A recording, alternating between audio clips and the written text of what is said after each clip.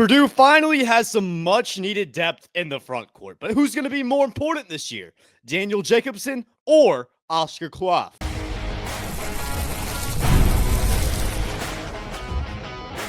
You are Locked On Boilermakers, your daily podcast on the Purdue Boilermakers, part of the Locked On Podcast Network, your team every day. Hello and welcome into another episode of Locked On Boilermakers here on the Locked On Podcast Network. I'm your host. I am Nick Arvin. We got a fun episode today talking centers for Purdue. We'll take a look at Joe Lunardi's Bracketology update, where Purdue stands in that, and then I will make my official Purdue versus USC prediction at the end of the show. Today's episode is sponsored by our friends at FanDuel. Football season is around the corner. Visit the FanDuel app today and start planning your future bets now. So thank you guys for joining us once again today on Thursday. And I do just want to preface it by saying yesterday we saw a lot of stuff going on in the world. And I know that all this seems so unimportant to what's happening right now, but I do want to continue to bring this show. We're going to continue to go daily just to give people an escape if that's something that they're looking for. But I know that sports do feel so insignificant right now in this time. So I just wanted to kind of preface that before we hop into things. But there was a report, some friends at Sleeper Media, they do a great job covering college basketball. The guys over there, they put out a little chart talking about the most impactful players this year for every team in college basketball. And for Purdue, a little bit of an interesting one. They go with Daniel Jacobsen. And while I see what they're saying, I don't necessarily know if I agree with that. That's nothing against Daniel Jacobsen, but looking at Purdue's roster, I think that there is someone more impactful, specifically at that center spot. You could say Braden Smith is more impactful, but I don't think that's what they were going for in that post. We all know that Braden Smith is going to be so important. He's the National Player of the Year favorite for a reason. What I thought they meant was kind of who can make the most impact that isn't kind of flies under the radar a little bit. And that kind of brings up a bigger debate. When you talk about Daniel Jacobsen, when you put him on that list, says, hey, this is going to be the number one most impactful guy for Purdue this year. I think that sparks that conversation about him and Cluff, because I guess the starter spot isn't necessarily set in stone yet. I am under the impression that guy is going to be Oscar Cluff starting at the center spot, but there is a scenario where Daniel Jacobsen keeps working, keeps getting better, fits in, and he earns that. So I want to talk about that. Is it Jacobsen? Is it Cluff? Who's the starter? Who will be more impactful? So let's just talk about Daniel Jacobsen for a sec, just for the sake of talking about him, because that is who got brought up. Daniel Jacobsen has the potential to really have a breakout year this year. And let me tell you why. 7'4" last year, he was going to play a decent role. He was going to get some minutes, although still developing, a young guy. But he breaks his leg 2 games into the year. Very unfortunate. And we saw Purdue kind of had to deal with the results of that the rest of the year when they didn't have a whole ton of front court depth towards the end of the year. TKR had to plug in at that center spot for a lot of time that year. And a lot of that does come down to the fact that Daniel Jacobsen breaks his leg. He was unhealthy, has a freak injury. And this year you get him healthy again. You see him in the U19 World Cup. And while he didn't produce as much as you'd like from the offensive side of things, that is due to that America team being super stacked. But what we saw from a defensive perspective, we saw the rim protection that we know that he can offer. We saw that he was able to stay in the paint, be able to be a great perimeter or interior defender rather. And that's what we know. That's what we know his upside will be. And he's going to continue to develop into an offensive playmaker as well. But when you think about where Purdue was lacking last year, it was in the rebounding. That's really what it comes down to. Purdue got beat in the Sweet 16. They got beat by Houston because they weren't able to rebound as well as the Cougars were able to. And we saw that was kind of a theme. Purdue makes it to the Sweet 16. They have a good roster last year, but you have that one little spot, it felt like last year. That was the one thing, the one critique for Purdue that needed to be fixed. And Daniel Jacobsen getting healthy, it does help with that. But when you bring in a guy in the transfer portal like Oscar Cluff, who I believe is the best rebounder in the portal, it's hard to say that Oscar Cluff isn't going to be the most important player for Purdue this year, not going to be the kind of go-to guy at center, because his ability to rebound the ball is going to be absolutely perfect. He's not going to be a guy that his stats kind of woo you on the box score, but that's not what you need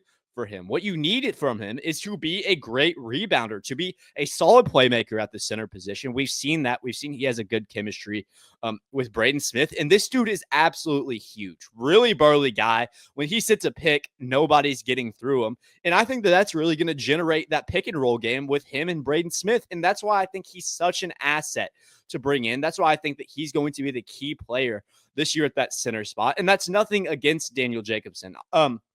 I just think that Oscar Cluff is so special. And I think that when you think about what that team was lacking last year, you were lacking a guy like Oscar Cluff. Comes in from South Dakota State, has all the intangibles, great center, and we'll see how that translates to the Big Ten play. But everything I've seen, he has Big Ten size. He has the ability to rebound the ball at an elite level, and he has the ability to play make and get it done in the pick and roll, and that's what you need for this team. That's why I think that guy is going to assume the center spot, the starting center spot. That's why I think that he's going to be one of, if not the most important breakout players for Purdue this year. But going back to Daniel Jacobsen, just because I think that Oscar Cluff is going to have more of a role than Daniel Jacobsen, that doesn't mean that I don't think he has a spot on this team. I just think that Oscar Cluff is more ready for the moment now.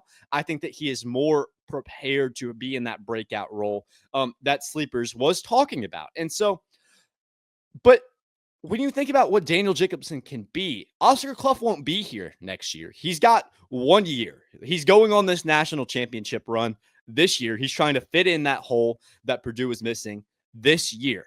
But going into the future, what an asset it would be to have a guy like Daniel Jacobsen, 7'4", who's going to continue to develop this year, willing that he's able to stay healthy, which obviously that's a big part of it. 7'4" guys that are that tall, it sometimes is tough to stay healthy. So praying that Daniel Jacobsen can stay healthy, that he can develop.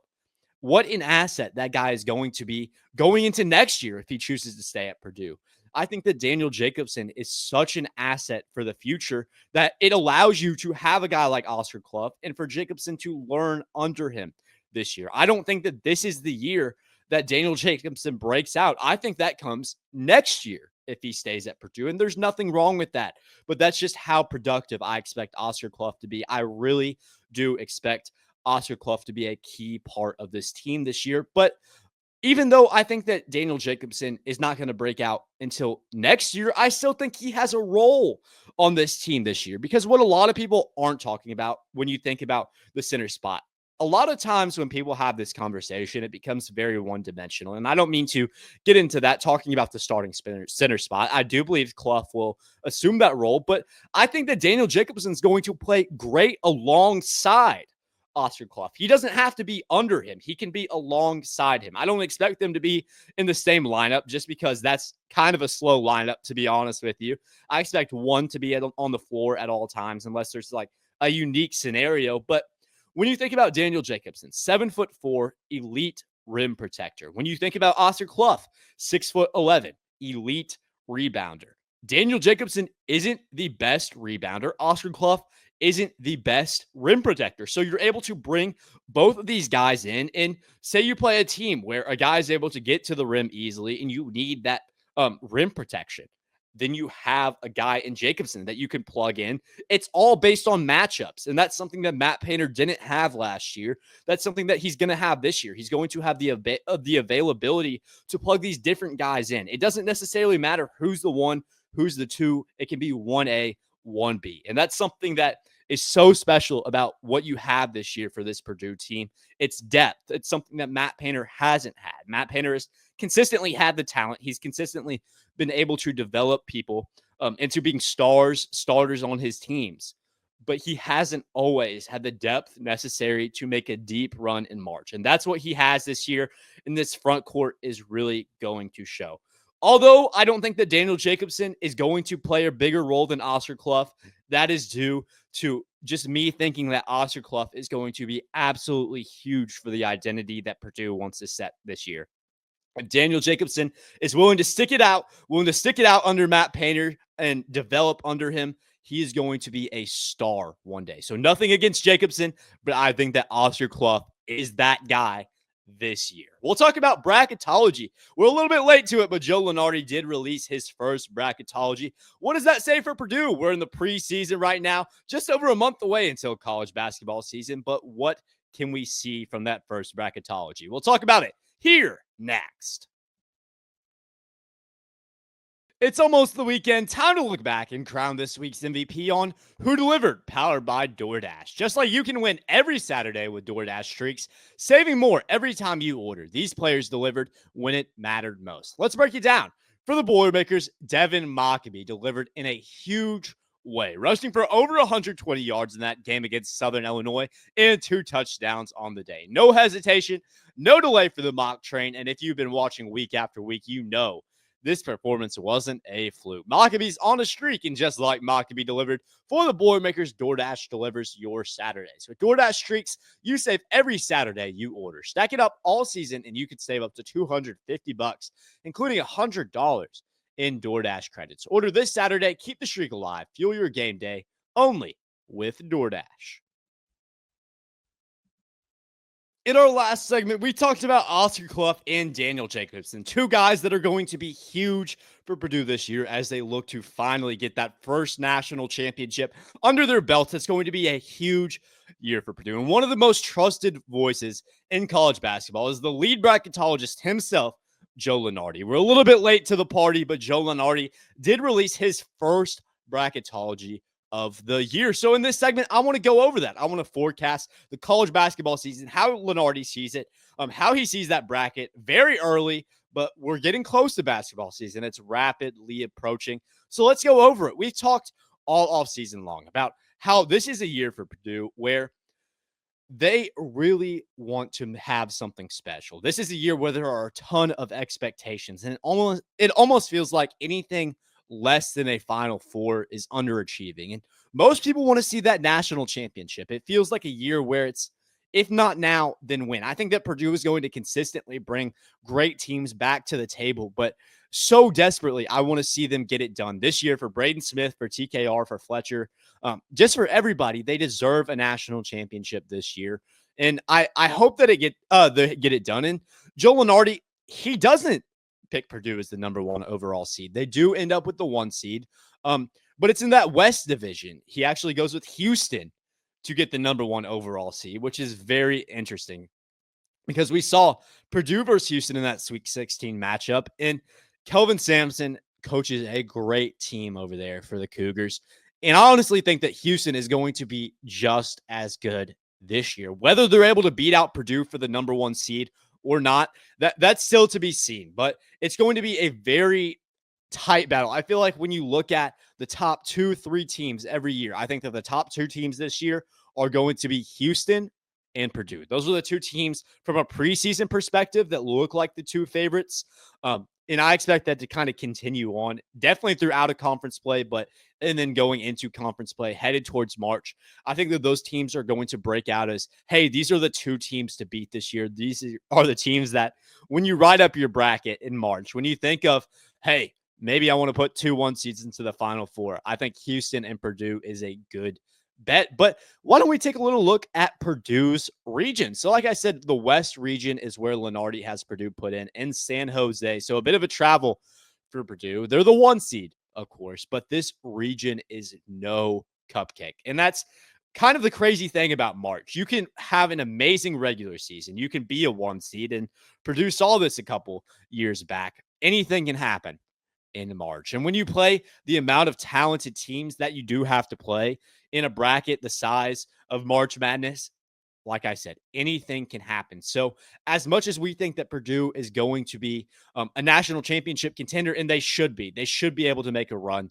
It's the biggest crapshoot in sports. My guy, Craig Bowers of Boilers in the Stands, he loves to say that. And I think that it really resonates with me because it's so difficult to win a national championship. And for this year, for this Purdue team, I want nothing more than for that to happen. But if we look at this region, you play some absolute crazy teams. You play Louisville, who's going to be the 5-12 in this region. They're faced off against Illinois State. We know that's that 5-12 matchup. Always prone for an upset year to year. But I expect Louisville to be very good this year. We've seen that they're already kind of speculated to have a top backcourt alongside Purdue. They're supposed to be pretty tough this year. And Louisville is a team that if they're slotted up with Purdue, that could be a huge matchup in the Sweet 16. But if they want to make it to the Sweet 16, they'd have to face off against number 4 Arkansas. John Calipari's Arkansas squad. We saw last year they were able to upset St. John's in March, and that's a team that's going to be looking to get back to that position. Arkansas is another team. If you face off against them in the Sweet 16, that's a game where, as much as I think Purdue would be expected to win, they should be expected to win against any of these teams, Louisville and Arkansas, et cetera, et cetera. But if it's not unprecedented for a team to get upset in a game like that, it's so random in March that for Purdue, they've really got to keep their heads down. They've got to compete, and they've got to win every game in March. Kind of like from a football side of things, playing nameless opponents. That's what I'd like to see this year for Purdue. Going down to the bottom side of the bracket, it just gets harder. Number 3, Kentucky, the Mark Pope squad. We're going to face off against them October 24th in an exhibition. They're on the lower side, the 3 seed in Purdue's region. And then Kansas, the 6 seed. Bill Self trying to get the Jayhawks back on track. That's a program that, as historic as they are, they have expectations of being a top 3 seed, making a deep run in March every single year. We'll see if Kansas is able to get back to that. And then on the lower end, BYU is the 2 seed, and that's the one that I do want to talk about. Whenever Mark Pope leaves BYU, it's like a lot of people expected for that program just to not be good, but then they almost immediately bring in the number 1 recruit in AJ Dybonsta, who we'll have to see, because sometimes you have these guys like Cooper Flagg. Cooper Flagg comes in. He was the number 1 recruit, and he plays amazing. He carries Duke and then goes number 1 pick to the NBA draft, but that's not always what happens. We'll have to see with Dybonsta kind of what plays out, whether he's able to bring that level of production to BYU, have that great of success. It's just so random. That's kind of what college basketball is. I hate to keep pounding that point home, but just the randomness of college basketball is something that you always have to factor in. And although Purdue is the preseason favorite to win the national championship, anything can happen. But this year is going to be the year, if they're going to do it, because they absolutely have the roster this year. Braden Smith, who is looking to break the all-time assist leading record, he'll definitely have a shot at it if he can stay healthy throughout the course of the year, which is he's always done a good job of, and then make it deep into March. He needs to average about 8 assists, but that record has stood forever. And when you think about kind of Bobby Hurley, Duke, that's a record that means a lot to a lot of people. And if Braden Smith was able to break that, if he's able to do that, that puts him, I would say, as a lock for the National Player of the Year. And then you have a guy in Trey Kaufman-Rain that, alongside Braden Smith, is another guy who's top 10 in odds to be that National Player of the Year type of guy. It's such a fun time to be a Purdue basketball fan, because they're going to stay competitive. It doesn't matter what you do. Matt Painter has built such a good system. And we talk about this a lot in college football. There are programs. It used to be Alabama under Nick Saban. It doesn't matter what players that you cycle through. There's a standard here, and they're always going to be good. Now it's like Georgia. You can kind of flip guys in and out. We saw Carson Beck. He leaves. We saw Stetson Bennett. He left. Gunnar Stockton there now. But they're the same old Bulldogs. It doesn't matter who plays. It doesn't matter who rotates in. They're always going to be good. And Purdue has kind of gotten to that point from a college basketball perspective where it doesn't really matter who's on the court. You know, every single year that Matt Painter is going to put a good roster on the floor. He's going to put a competitive team that can make a run in March. So a lot to be excited about. Obviously an early look, but exciting to kind of get that bracket. In writing, Joe Lunardi always puts out great stuff. So love to cover it. Great bracket speculation for Joe Lunardi. I do hope that Purdue is able to get past Houston, make it up to that number 1 overall seed. I think that they'll have a lot easier of a bracket. They don't have to face off against some crazy teams like was forecasted this year. But as we know, March is always random, but Purdue has the chance to get it done this year. We're going to switch our kind of sights onto football. I'm going to give out my official prediction for this Saturday, USC at Purdue. Make sure to stay tuned in. Listen to that here next. Mazda crafts cars for those who do more than simply just move. Mazda delivers confidence with every ride with more IIHS Top Safety Pick awards than anyone else. From footwork to breathwork, athletes sweat all the details, and Mazda brings the same intention to how we craft every model. You can feel the Japanese craftsmanship in every detail, from the metallic accents to available Napa leather upholstery. If you're looking for a car, it has to be a Mazda. Like our players, we sweat every detail because when you make every move count, impossible becomes irrelevant. Mazda, move and be moved. Today's episode is also brought to you by our friends at FanDuel. The NFL season is here, and FanDuel is making sure you're ready for kickoff with a can't-miss offer. Right now, new customers can bet just $5, and if your bet wins, you'll get $300 in bonus bets to use across the app. I love it using FanDuel because with it, I can bet however I want. Whether I want to hop in live on the action, whether I want to do a same-game parlay up some futures, it doesn't really matter because FanDuel has all the options ready at your disposal. And you can hop in on that right now. So are you ready to play? Download the FanDuel app now by visiting FanDuel.com to get started. That's FanDuel.com to place your first $5 bet. We've talked basketball on today's show, but there's a huge game coming up for the Boilermakers on Saturday as they take on the USC Trojans. We've talked about it all week here on the show. The storylines going into this one, different ways that Purdue is going to be able to compete in this game because there is not a large margin for error in Purdue in this game for Purdue. USC is the real deal. They bring an explosive offense led by quarterback Jaden Mayaba. They'll be coming to Ross-Ade. They'll be hungry. They'll be looking for a win.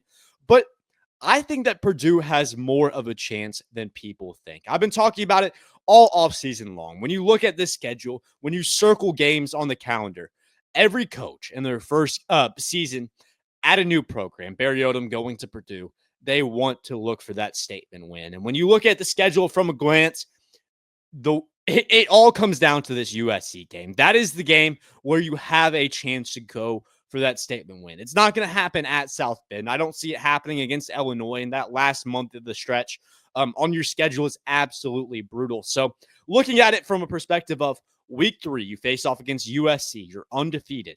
This is a game where you can make a moment happen.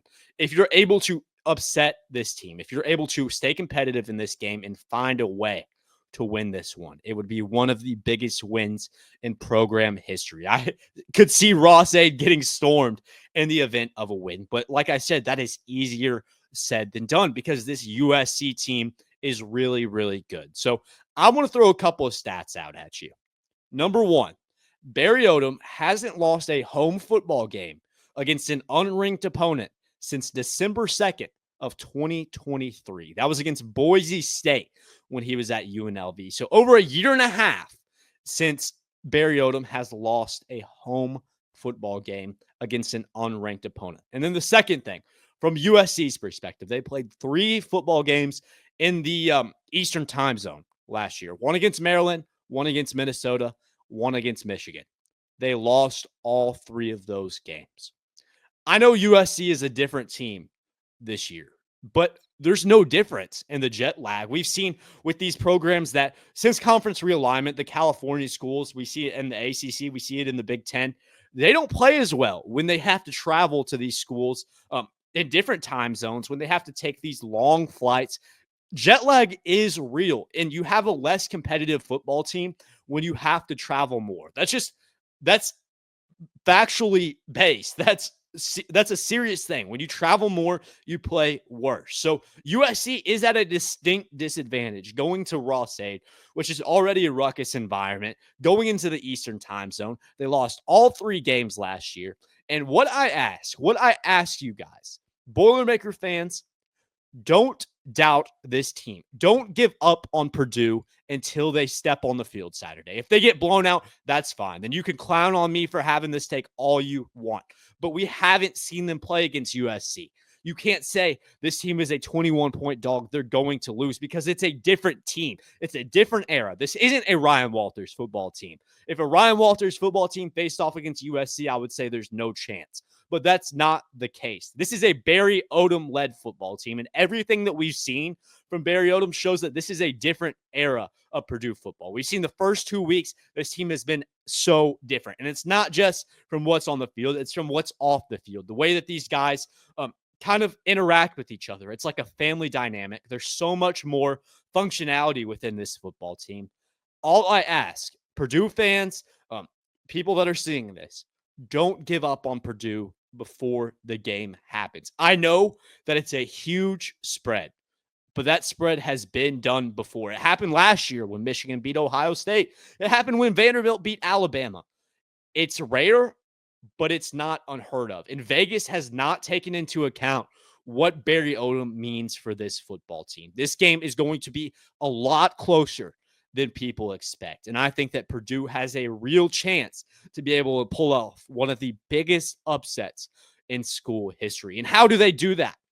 Well, Purdue has to win the turnover battle. I have said that time and time again because it's so important. Ryan Brown has only thrown 1 interception on the year so far, but Jaden Maiava has thrown 0.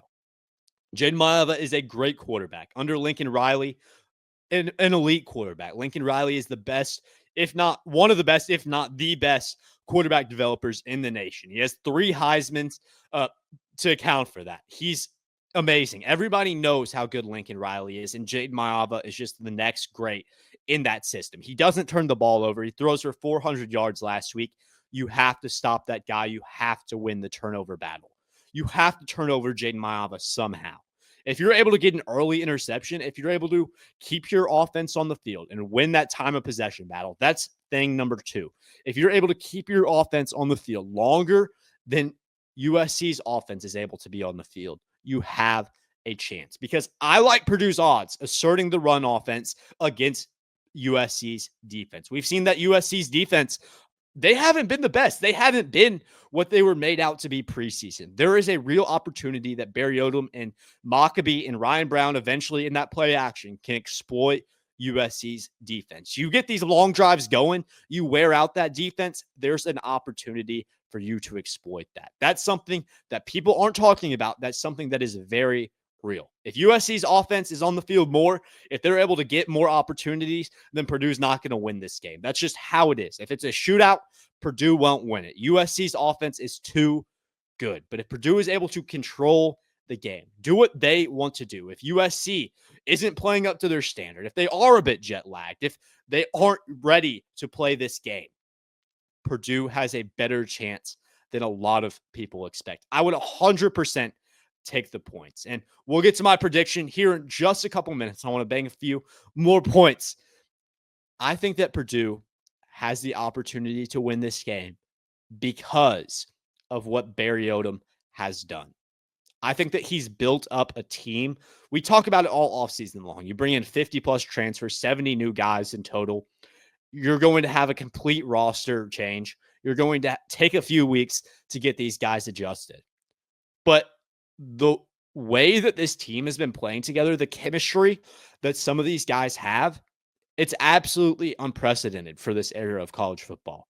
Rarely do you bring this many guys in and they play the level that they have so far. And you can say it was against Southern Illinois, it was against Ball State, but you beat the teams that are in front of you, and you get the opportunity to be undefeated going off to face USC on your home field in what is considered a primetime game, I guess, on CBS, 3:30 Eastern. It's going to be a huge one. So with that being said, I'm going to stick with my guns. I said it preseason. Purdue has the opportunity to upset USC. I went on Spencer McLaughlin's show. I said there's 2 outcomes. If Purdue is able to control the time of possession, they are going to win. If USC is dominant, if their offense takes the field, they're going to win, and they're going to win big. But with that being said, I think that Purdue has all the intangibles. I think that they're ready for this moment. And I think that they're going to come into this game more prepared than the USC Trojans. They're going to be able to exploit USC's defense and win this one in a low-scoring matchup, 24-21.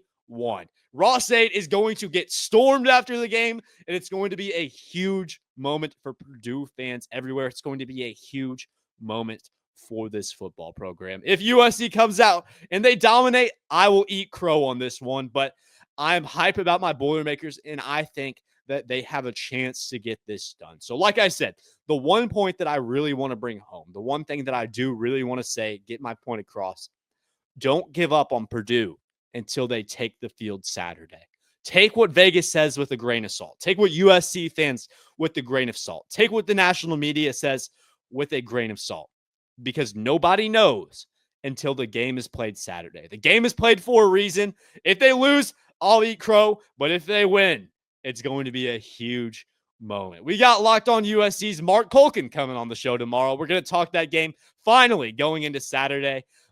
Great moment here on Locked On. A lot of exciting things consistently happening. It's another big moment for Locked On. College football fans, Locked On and Fire TV present College Football Kickoff, your ultimate college football weekly preview. Drake Toll of Locked On Big 12 leads the conversation alongside two-time AP Coach of the Year Gary Patterson, former college star Jesse Holley, and Locked On's local experts. A college football preview only Locked On can do. Catch College Football Kickoff every Thursday throughout the season, only on Fire TV. Thank you guys for joining us. Huge Friday coming up tomorrow. Huge weekend of sports for Purdue. Stay tuned in on Locked On Boilermakers. And as always, Boiler up, hammer down.